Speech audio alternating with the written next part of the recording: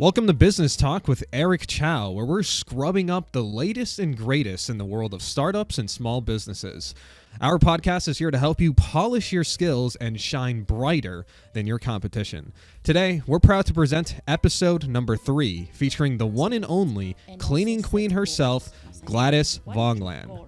As the CEO of Gladys Cleaning Service, Gladys has conquered the cleaning industry one dust bunny at a time. Her journey from a first-generation Chilean immigrant who spoke no English to building a cleaning empire that now handles major government contracts like the Newark International Airport is nothing short of sparkling. If you're feeling like you're up to your elbows in dirty laundry with your entrepreneurial journey, this episode is sure to clean up your act and get you on the path to success. Our sponsor, World Consulting Inc., is the advisor on your side, helping your business go further, faster. So grab your feather duster and join us as we delve into Gladys's story and her secrets to success. This episode is sure to leave you feeling refreshed and ready to tackle your own business challenges. Hello, Gladys. Welcome to the Business Talk with Eric Chow.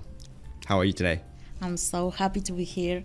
Thank you so much for the invitation, and I feel so blessed to have this conversation. Great. Well, Gladys, this is going to be a very special episode for the fact that you are the first female entrepreneur appearing on Business Talk with Eric Chow. So congratulations. Thank you. And I'm excited to have you. Thank you so much. I feel so honored. I'm really looking forward to this episode because from the very first time that I heard you speak in front of the Founders First Challenge Program graduation, I could sense that there's this unstoppable persistence that you have that resonate a lot with many entrepreneurs. But on the other side, I could also feel that there's a very gentle, empathetic side of you that is kind of guiding your decision both personally and professionally. So I'm excited today to unpack all of that. But before we dive into your business, by the way, you are what we consider as the cleaning queen, right? Yes. But tell me a little bit about your personal journey, right? I believe coming from Chile, correct? Yes. Your journey of coming to America and deciding on this entrepreneurial journey. Mm-hmm. I'm first generation of immigrants, and I'm original from Chile. Mm-hmm. So when I was young, all people, they have, a lot of desire in life. Mm-hmm. And I always want to become, an entrepreneur. Mm-hmm. I didn't know what I have to be, but I knew I want to work by myself. Mm-hmm. So, and then I decided to come to USA when I was 25 years old. Uh-huh. And it was such a good decision, I can say now. Uh-huh. But in the beginning, definitely, it was very tough because I was too young, I believe. And I bring my older baby, he was only 9 months old.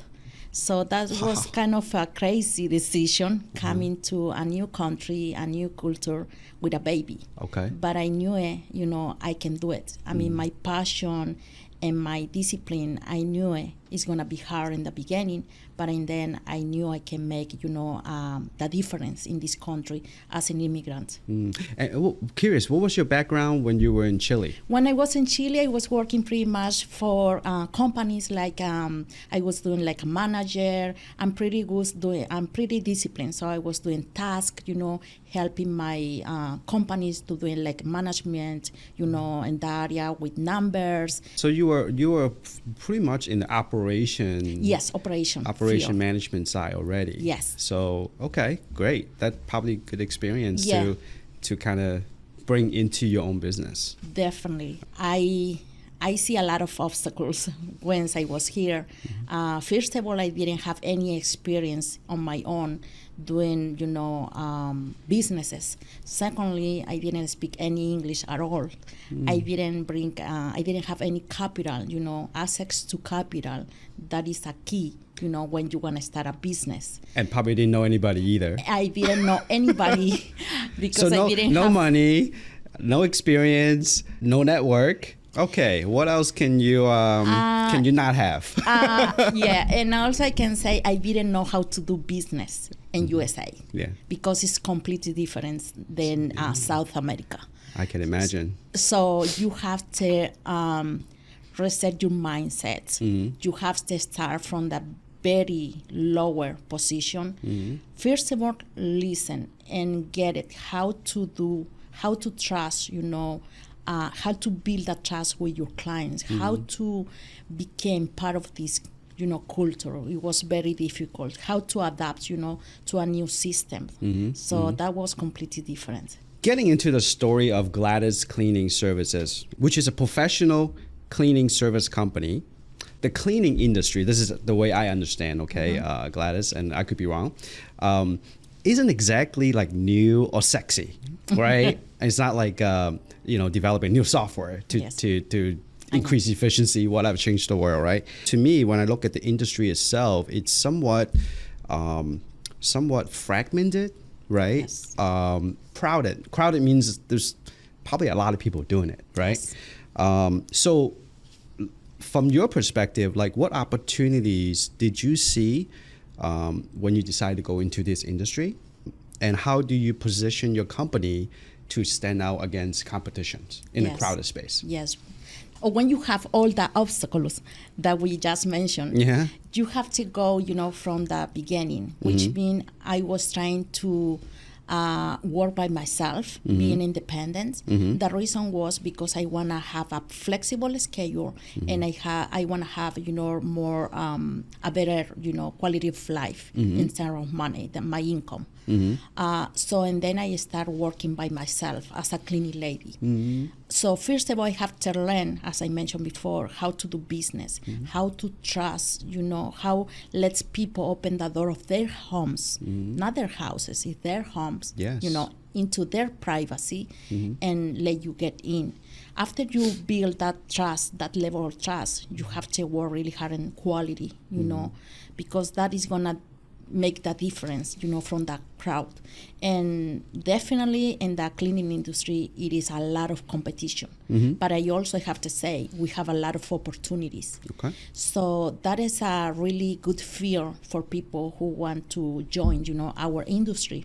So in the beginning, I was for many, many years in the cleaning industry, just in the residential area. That's mean cleaning, apartments, cleaning houses, and recurrent clients. And then I start, learning and doing post-construction cleaning, full cleanings, move in, move out, how to do carpet shampoo, and another kind of services that we can add.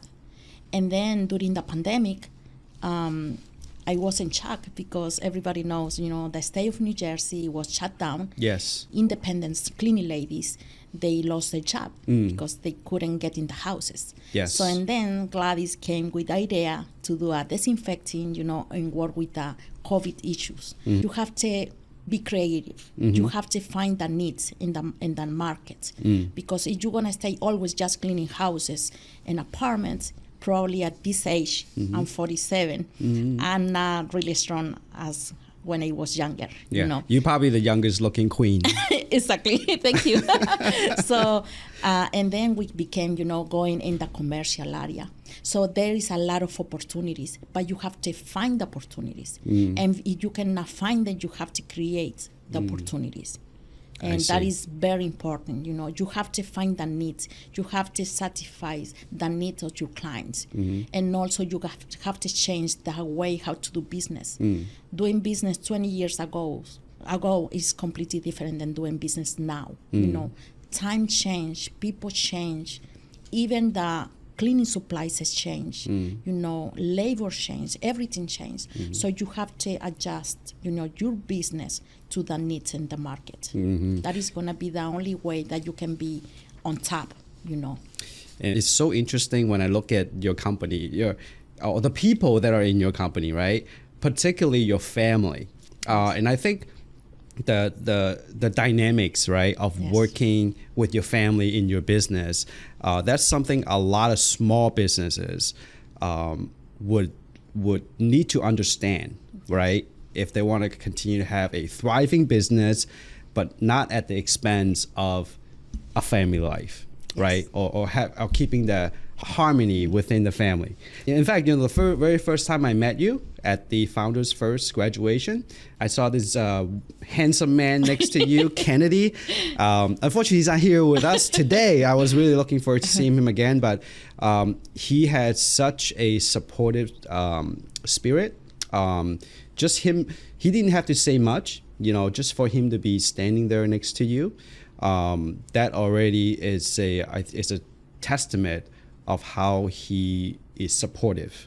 Not only supportive, but he's also active in your business. Yes. In fact, I think he's the chief operation officer Yes. in your company. Yes. And along with that, your son Lucas is the chief financial officer. Yes. In your company as well. So talk with us, as a lot of small business, as they grow and scale, Yes. typically they would look for people that they could trust to be in business with them. Yes. And which makes sense. And how you're able to navigate those relationships and really maximize the trust. Yes. To continue to grow your business. So Sure, that is very important, especially in small businesses.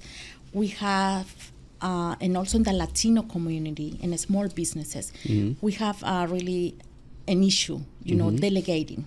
We Okay. always feel, that if you delegate, the other people is not going to be able to do the way how you want. So I have to learn in the hard way, that I have to delegate. Otherwise, I cannot grow. Gladys cannot be everywhere. Gladys, delegation is not a Latino issue. It's a human issue. Human issue. It happens in the Asian community as well. Okay, Okay, yeah, but I can see it, in our community, it's really hard to delegate. So you can see, an entrepreneur wearing a lot of hats, Yeah. all the hats, marketing, financial, find the clients, attending networking, doing the job on the field. And of course, you're going to get so frustrated because you cannot do well in all areas. Every entrepreneur, they have a weaknesses and they have, a strong gifts. So I learned that we have to use those skills and put those positions, those people in the right seats in your organization. So in my case, I know I'm the face of the business, but without my, teamwork, I cannot do everything. So during the pandemic, once again, I have the idea to bring my husband because we were working with a lot of realtors, so we were the final cleaning. That means the post-construction. Or when everything, after they do any painting and any maintenance. And guess what? We are the last part of the stage. So that means we have a lot of cancellation because our brokers, they say, oh, unfortunately, the electrician or the plumber or the painter or whoever is going to remove the furniture, they didn't show up because they have, short labor. Yeah. So, and then I bring with the idea to bring my husband. He's very handy, Kennedy. So I said, let's do a package, so we can offer the whole service. So it was easy for our clients to make and deal with only one company instead of making 4 appointments with 4 different companies.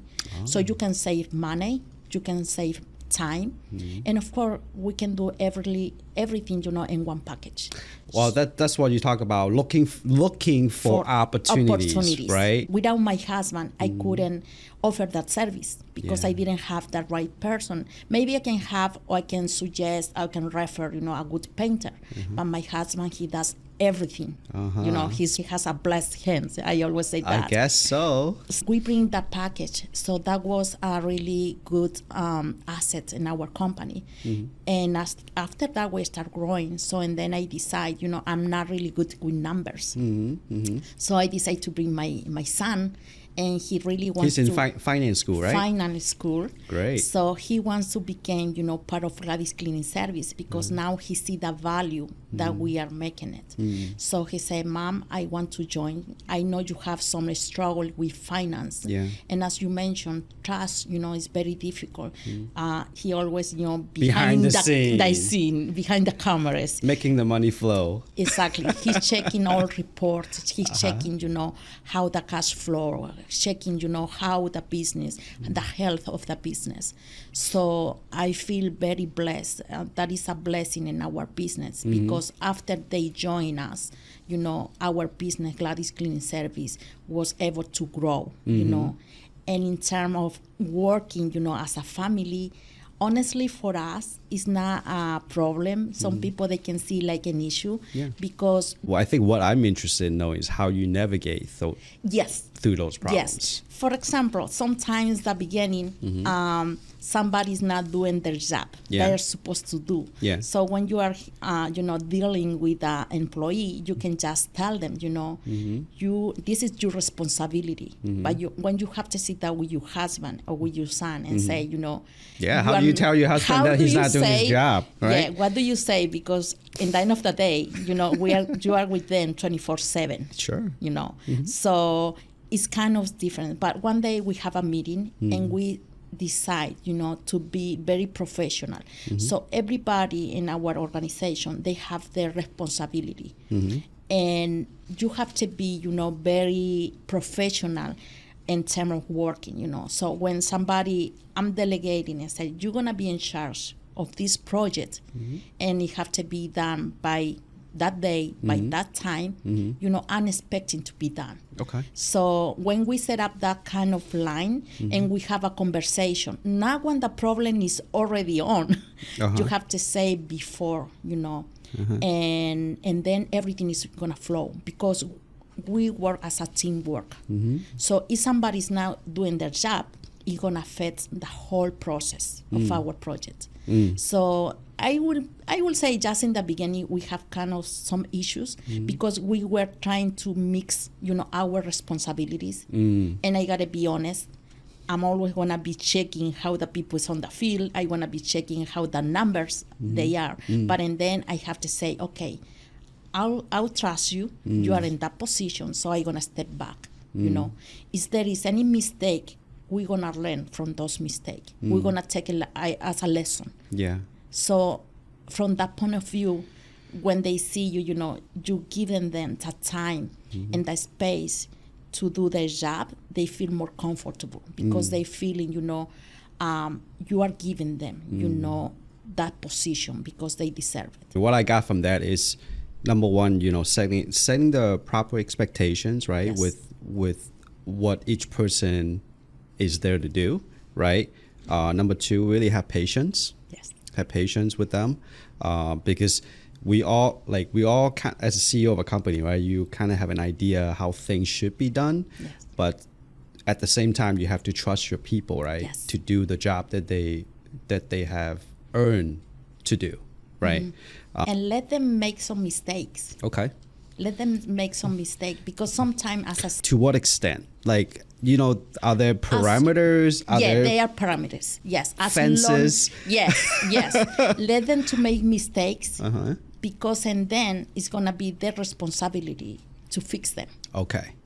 So give them the opportunity, but also give them the responsibility to fix it if something goes wrong. Yes, right. Awesome. That I think is the best advice that I can give. Okay. Because they're gonna I can apply that with my son. In our life, yes. In we can life. apply every single day. Okay. Well, I'm very confident that your family has a big contribution to the success that you have. Yes. In fact, in the last couple of years, you have grown your company from serving primarily residential, light commercial, right, to now to industrial type of work, such as government contracts, serving the EWR, the Newark International Airport Terminals, some post-construction, cleanup,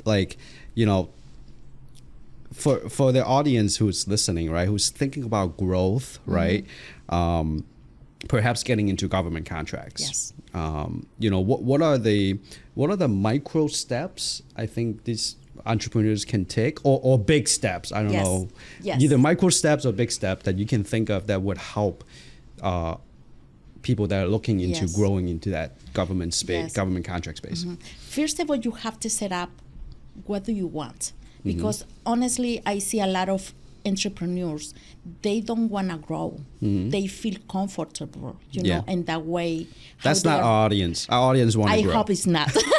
So those people, they want to grow. Yeah. You have to sit down and see what is the way, because everybody wants to grow. Yeah.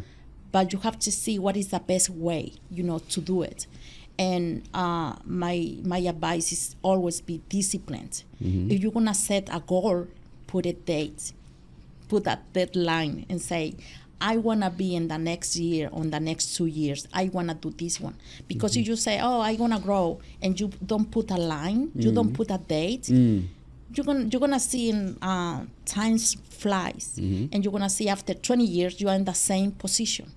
So you have to say, in the next year I wanna grow my revenue. In the next 2 years I wanna grow my company to have certainly, you know, number of employees, or are you gonna get a new contract? But you have to set up your goals as an entrepreneur, you know, and also in your personal life.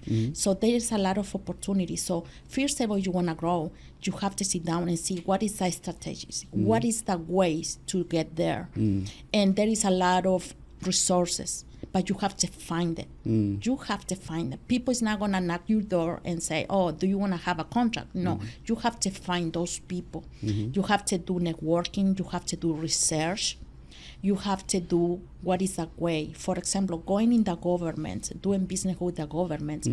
Government buys everything, everything, and it's the best way to make money and secure, you know, the growth of your business. But you have to start doing, first of all, attending the networking from the government. Okay. Secondly, having their certifications. They have a specific criteria, so you have to meet the criteria. When I just started, of course, I was in the very low line, but I said, I'm gonna start working, getting at that level. So my first step was, you know, having my certification. But a certification by itself is not gonna help you at all. That is like just a diploma when you graduate from college. Yeah, now life begins. Now begins. So, and then you have to find opportunities. You know, you have to sign up on the portal. You have to be networking with the right people. You know, and you have to be very patient. Some people, they think having the certification in the next 3 months you're gonna have a contract. No, you have to be patient, and you have to make those relationship, build that trust. People in the government, they tend to do business with the same people. Okay. Why? Because they already know their, you know, clients. Dependable. Yes. They know they're able You're gonna to show do. up. They're gonna show up. Yeah. They're not gonna have any issues in the middle of the project. So that is the reason, and Yes. it's a logical reason. So if you are just entering, you know, at that level, you have to show, you know, your capacity. And my best suggestion, I always said, I don't want to have a contract for $2 million. I want to have a small piece of the cake where I can show, you know, that I'm able and willing to do it, that I'm going to perform with quality and excellence, because Gladys Cleaning Service is quality and excellence and professionalism. So after they see you are able to do a great job, they're going to say, oh, she was able to do this one, so now we're going to do the double or the triple. So you have to start from the bottom, you know, and build the trust. And then you're going to have open doors, you know, to have more contracts. So that is the best way how you can become, you know, doing business with the government. You can do business, you know, with the city, with the county, and any, as I mentioned before, the government buys everything, everything. And also it's important to mention that they have a 30%, you know, that's set aside for minorities, for women, for veterans. So we have to fight for those opportunities. If you don't stand up and say, I want the 30%, they're not going to give you. Right. So you have to be, you know, on top and asking, you know, in order to get those contracts. Okay. So yes, Gladys, to build on the topic of how you're making your company stand out from the competition, right? So speak to us a little bit about the mission and the vision that you have for Gladys Cleaning Services.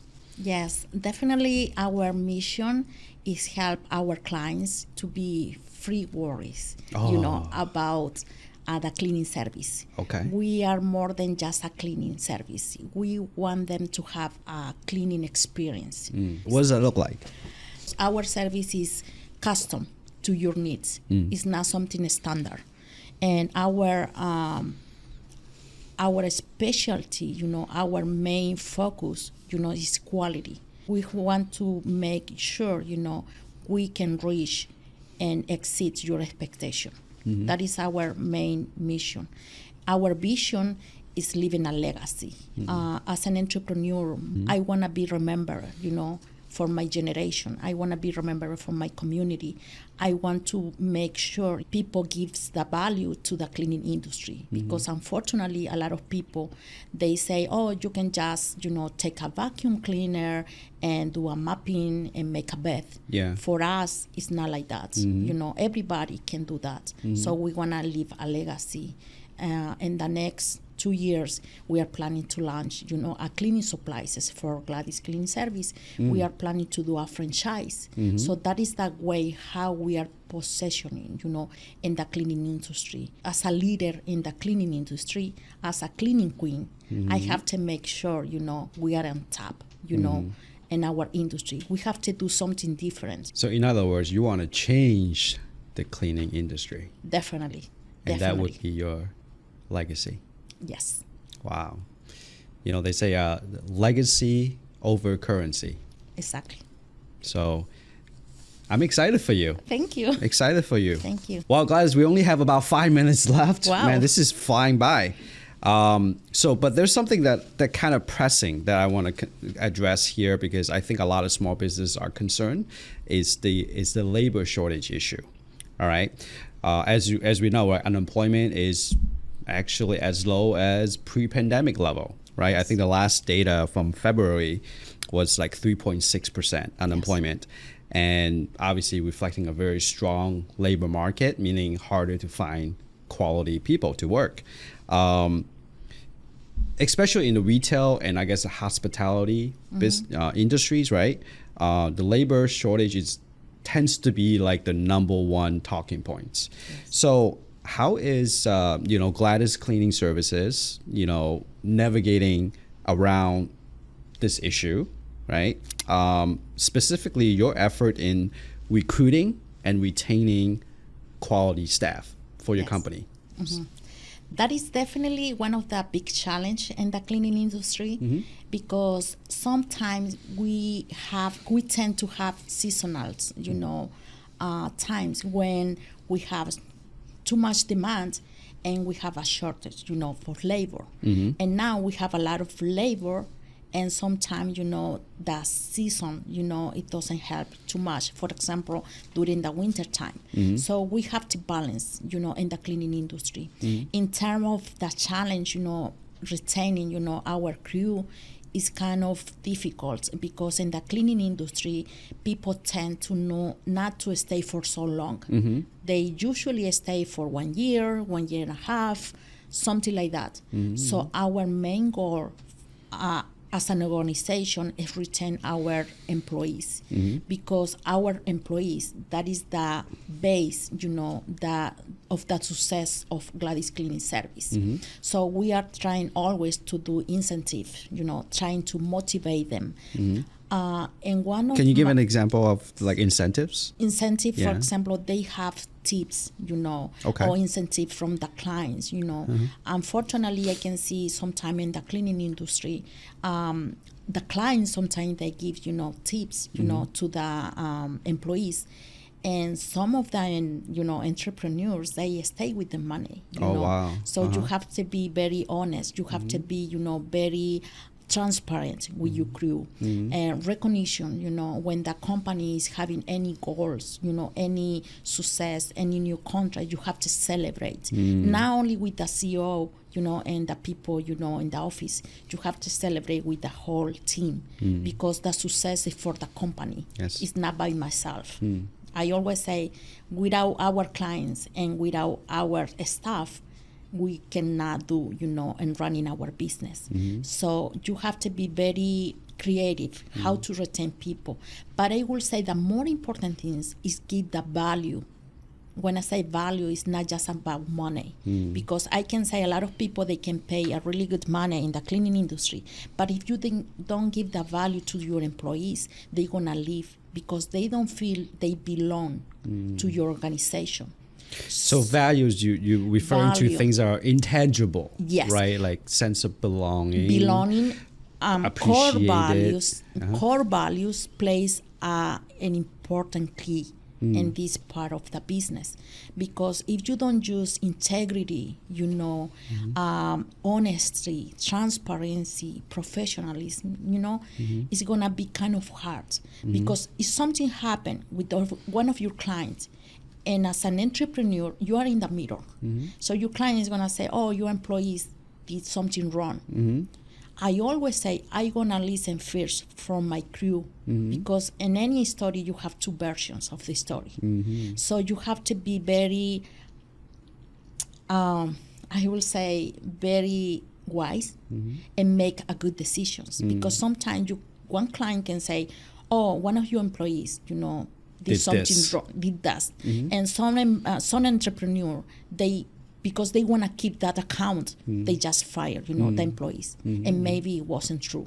So you have to know your employees. You have to really know how their value, why they are joining your organization. For me, that is very important, and make a career working for you.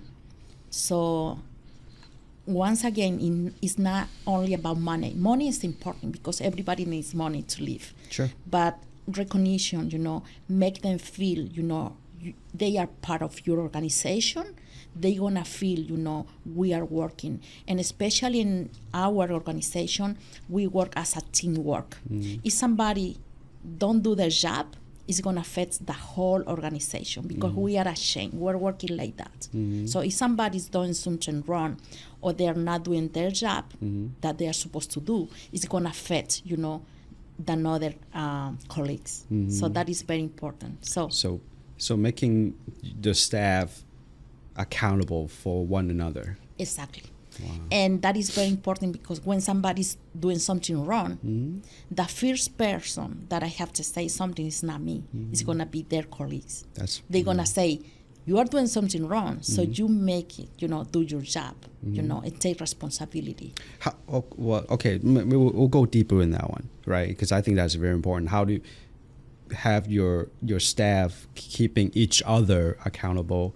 Are there any suggestion that you would give, like things that you do to allow them, or to empower them to keep each other accountable? Yes, I'm trying to always let them know I'm by their side, as long as we are, we always with the truth. If they act with integrities and values, and responsibility, I always gonna be by their side. So if something happen, everything can be fixed, but you have to show me, they are taking, responsibility. So if somebody makes a mistake, as I mentioned before, I said, let them make a mistake, but you have to fix them. If you cannot fix them, and then we're gonna go and help you as a team, as an organization. But that is very important. Having, a weekly or a monthly, meetings with a crew, because working, when you are growing, when you are working only with 2 or 3 or 4, is easier. When you have, larger, you are growing, you have to make sure, everybody, it is in the same page. Everybody is working, not independently. So that is very important, having some meetings, so we can address some issues, we can address some frustration, or we can address, I learn a lot from them. Sometimes I'm doing something that I'm thinking in my office is going to be okay on the field, but they know more in the field than I do. Yeah, same thing I learned from Wesley, the man behind this show. Yes. He's teaching me a lot on how to conduct this type of show, I guess. Definitely. The open mind is very, very important.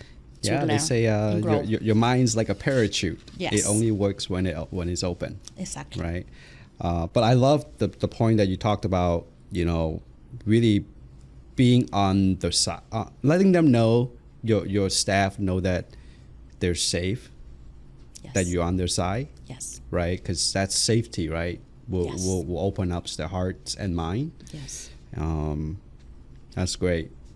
Well, Gladys, we are about to wrap up. I can't believe it's been we're up on time. But I noticed just from your LinkedIn post that you are like everywhere. Like you're like in different states and different networking events, right? And you talk about how important it is to build that network, right?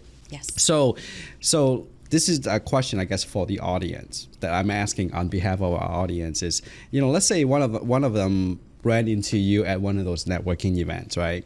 And, they're lucky enough to get about 2 minutes with you, right?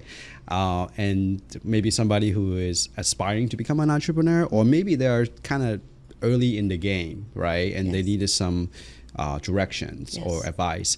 What would you tell? What's one or two business advice you can provide to the person that's asking and really help them in their journey? Definitely, the first advice is believe in yourself. Mm-hmm. Believe in yourself. A lot of people, they believe in themselves, and then they hear some voices, from people around you. It's very important with who you're gonna be surrounded. So in my case, I surround with a lot of business entrepreneurs, with a lot of business people. Mm-hmm. So our conversation is always about growth, how we can help, how we can support each other. So it's going to be completely different if you speak with somebody who is having a check every Friday, because they're going to say, are you crazy? You're going to quit your job, for something that you're going to try on, and you don't know it's going to be a success. Yeah. So believe in yourself.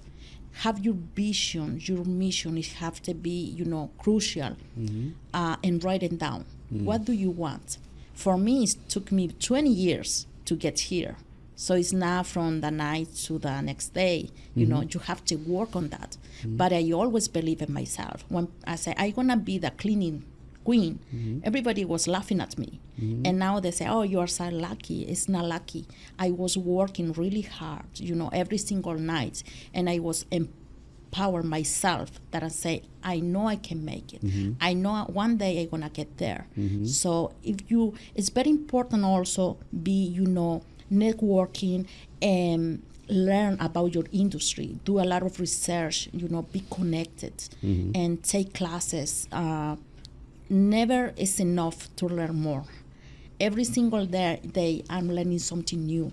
That's why when I was able to meet you in the graduation, so I'm always doing connections. So that is my best advice. Believe in yourself. But besides that, you have to be disciplined. You have to be, perseverance. Things takes time. It's not gonna be overnight.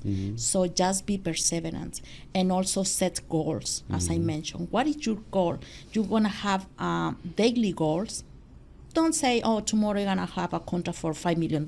No, set a goal. I said, by tomorrow you're gonna have one more client, or for next month I'm gonna have more revenue and set up, and then you can grow step by step, and you're not gonna kill yourself, because some people, they put some goals, they're too high, and then at the end of the day, they got frustrated, they burn out, they don't wanna, keep going because they say this is too much. So don't kill yourself. And enjoy the process. Enjoy the process. That is very important. Well, Gladys, you just gave me four advice. That's great. It's a bonus for your audience. All right. And I love your first point, believing in yourself. In fact, the first time I heard you speak as a keynote speaker, and you gave the story about someone was kind of, making fun of you of, being in the, cleaning industry, and the way you responded was so awesome, because you said, you know what, at least they paying me a lot of money cleaning toilets. Exactly. I thought that's just such a great reflection of your spirit, really believing in what you're doing and yourself, how you look at that, criticism or some people look at it as a criticism or they look at it as a motivation, right? Yes. Either Either way.